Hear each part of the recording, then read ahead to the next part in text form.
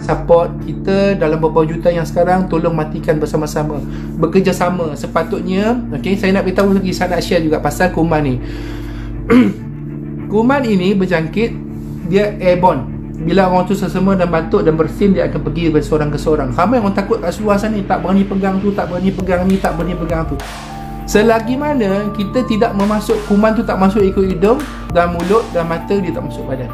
Iaitu contoh kalau kita pegang macam ni, kita bersalam dengan orang, kuman tu tak masuk ikut tangan tau Kuman tu tak masuk dalam badan kita ikut tangan. Dia bukan pudi buta, dia bukan impetigo, dia bukan kuman masuk ke tangan, kulat fungus ataupun virus ketuak dan sebagainya.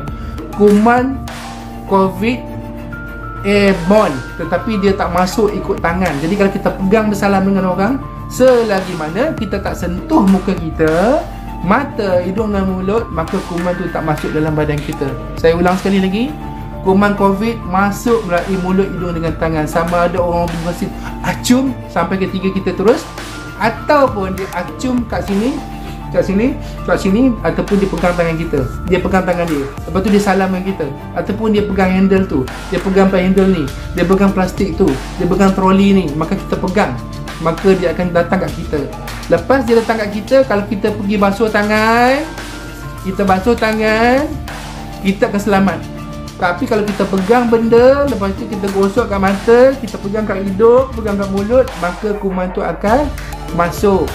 Jadi kawan-kawan kat luar sana, sekiranya anda duk panik tentang plastik lah, pakaian Grab lah, button tu lah, button inilah, troli tu, troli inilah, pump tu, pump ni, anda jangan takut. Sebab janganlah pegang muka.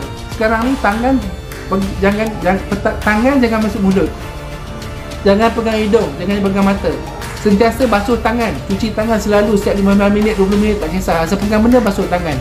Kalau kita nak pergi pasar raya, pakai glove dan sebagainya, contoh nak pegang balik, kita buka glove, kita cuci tangan. Jangan buat asyik-asyik pegang muka. InsyaAllah kuman tu tak masuk, walaupun kita pegang orang yang bersalam dengan orang yang positif. Tetapi kalau dia bersin kat muka kita, habis Ini pasal sentuhan sentuhan plastik, beg Grab, button itu, butang ini, skru itu, skru ni, pedal tu, pedal ni, yang tu jangan takut.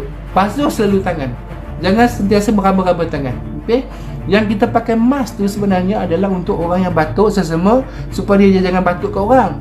Kalau kita nak pakai, boleh pakai, tetapi pastikan kita jangan duk kosek-kosek lubang hidung pula. Kalau kita pegang benda-benda apa kat mana-mana pun, jangan terus pegang masuk ke mulut, jangan pegang ke hidung, jangan pegang mata. Jadi dia tidak akan berjangkit. Sekurang-kurangnya kita tahu level panik kita kat mana. Ini tak semua takut nak pegang pagar rumah, takut nak pegang itu, takut nak pegang pinggang, takut nak pegang itu, takut. Tapi keluar rumah tak takut. Keluar rumah tak takut, pergi jalan terjak raya tak takut, pergi sana tak takut, pergi sini tak takut. Yang dia takut pegang barang, tak apa-apa. Sekarang ni peganglah apa nak pegang, cuci tangan.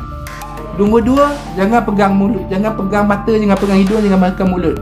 Yang nombor 1, itu untuk mengelakkan kuman masuk kat kita. Untuk mengelakkan kuman masuk kat kita. Jadi orang kat luar sana kena faham benda tu kena faham, jangan masuk ke mulut. Dan paling penting jarakkan diri kita dalam 1 meter, 2 meter daripada orang, supaya kuman tu tak bagi kat kita. Itu yang paling penting. Jarakkan diri. Jangan keluar kat rumah. InsyaAllah selamat.